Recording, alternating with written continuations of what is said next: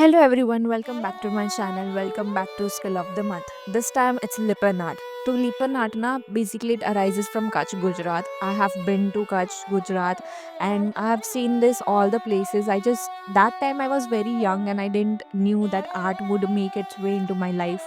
So when art did, I had to try Lipan art. The best thing I love about it, it's very simple. Though the process is kind of messy for somebody like me, it gets little messier, but overall it's very calming, very soothing.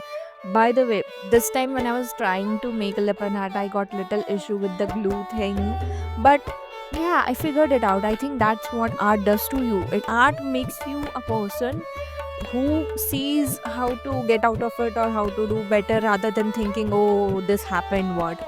But this was like, I think this is the third lipan art that I'm making. I think this is the third lipan art I'm making, and this is all I know. If I'm going with the wrong sequence, I am not aware, but I enjoy doing like this. First get your pattern done, then clay and make the then with the help of clay do all the outlines, then paint it the way you want or add mirrors the way you want.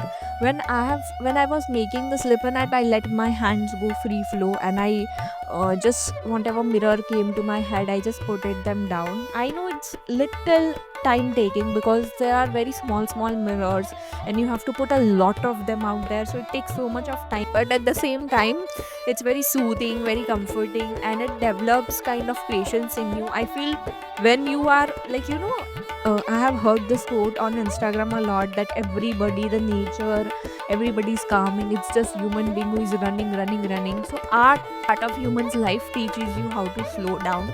And for me, art feels like meditation. So when I don't go along and good with meditation, I go towards art.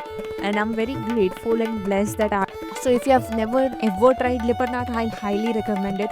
It just requires an MDF board, any board, even you can make it on a cardboard from your home.